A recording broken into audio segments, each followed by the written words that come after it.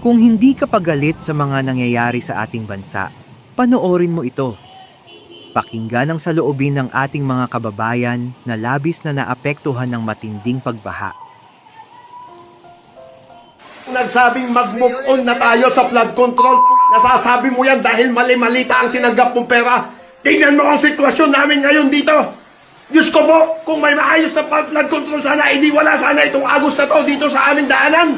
Buisit ka. Mag-move on, ikaw na mag-move on. Ano ba ninyo kung bakit tayo nagkaganito, Madam President? Kasi po matagal ko nang sinasabi, 9 na buwan na po ang nakararaan, ngunit ayaw nating ituloy ang pag-iimbestiga sa flood control scandal. Isang pinakamalaking nakawan sa ating bansa. Parang ninakawan ng isang pamilya sa tanghaling tapat at ang mga magnanakaw ay hindi nakamaskara. Nakakurbata lahat. Nakabarong This is not an extraordinary situation anymore. Do not think of it as a special situation. This is, I hate to use the overused phrase, but this is the new normal. Ganito na talaga ang buhay natin kahit ano pang gawin natin. Kaya wala tayong kailangan ang pag-iisip natin, hindi natin sinasabi, ay, baka sakaling magbagyo. Magkakabagyo talaga. Kulang pa sa tuhod. Ang mabuti naman, ay tama naman dahil sa binigay kong instruction sa DPWH patuloy yung dredging na ginagawa ay mukhang nagkaroon naman ng epekto, hindi ganun kalala ang pagbaba, medyo nabawasan. Dati hanggang liig, hanggang dibdib umaabot. Ngayon wala pa, hindi na hanggang kulang pa sa tuhod ang baha. What? Ayon sa mga residente, kapansin-pansin ang mabilis na paghupa ng tubig.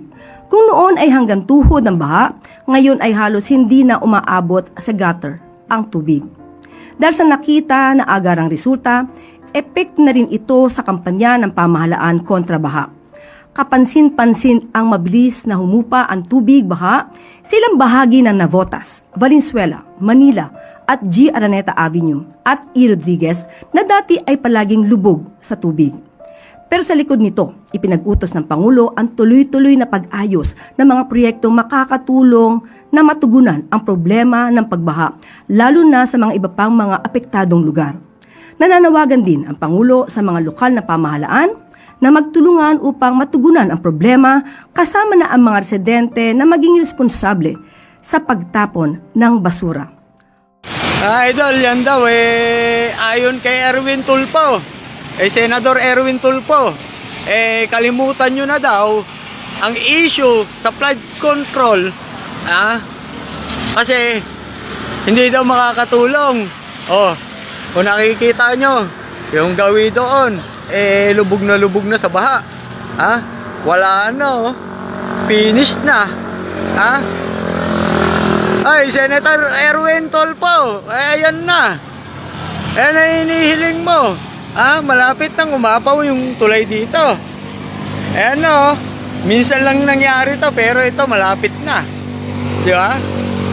Erwin Tulfo, saan yung sinasabi mong mag-move on sa flood control? Ayan o, yung kabilang lumubog na.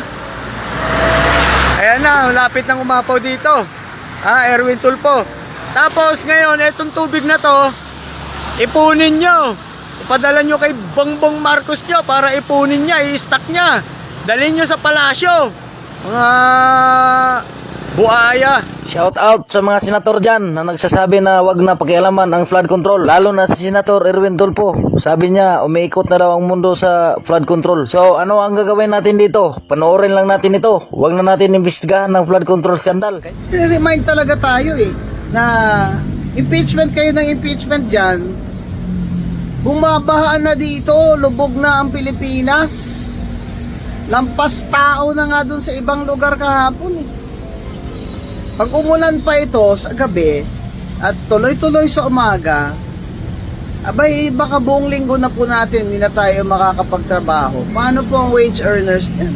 Tapos kayo dyan, impeachment kayo ng impeachment. Yung flood control kaya ang iimbestigan nyo. Buksan nyo lang yung blue ribbon na yan. Bakit pinapaubayan nyo lang yan sa ombudsman yan? Iba naman yung function ng Senado sa Blue Ribbon. Hindi ba in aid of legislation, lalo na ngayon dahil nagsabit na naman ang proposed budget si BBM, di ba? Para sa next year's budget na trilyon na naman. Kaya kung may pakinabang naman po sana ang taong bayan sa inyo dyan, ay suriin na ninyong mabuti itong budget na ito para hindi na masyadong makalusot yung mga kickback. I'm sure makakalusot pa rin dahil sa dami na magnanakaw dyan. Pero dyan pa lang sa budget ay i-control nyo na. Yung unprogrammed funds dyan ni BBM, i-zero nyo na. Yan o, bahan na naman o. Nasaan ang flood control? Kickbackers. Hanggang ngayon, di pa rin nakukulong si Martin Romualdez. Alam ninyo dito sa ating bansa, mga kababayan, dalawa lang naman ang ating season, wet and dry season. Yung wet season nagiging very wet, yung dry season nagiging very dry. But both seasons are predictable, whether it be wet season o dry season. Alam na nating lahat, hindi ka kinakailangan maging eksperto o maging kawani o opisyal ng Pag-asa upang malaman na dalawa lamang ang season natin sa Pilipinas, ang wet and dry season. Very predictable. But and yet, kahit ito ay predictable, paulit-ulit tayong naaantala, sinasalanta at pineperwisyo ng baha. At hindi natin titigilan itong usapin ng baha. Lubog ang Metro Manila. Ilang araw nang walang pasok ang halos lahat ng paaralan sa Kalakhang, Maynila dahil sa baha. Ilang libo o ilang daang libong empleyado ang naiipit, nai-stranded dulot ng pagbaha.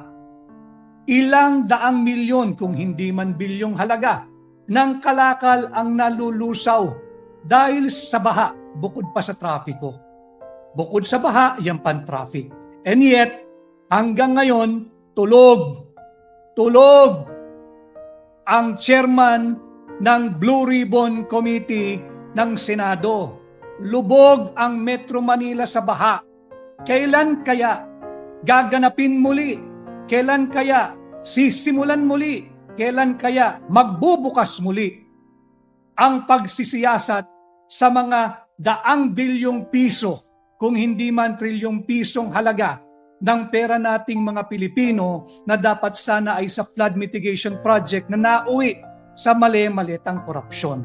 Kalampagin din natin ang Senado.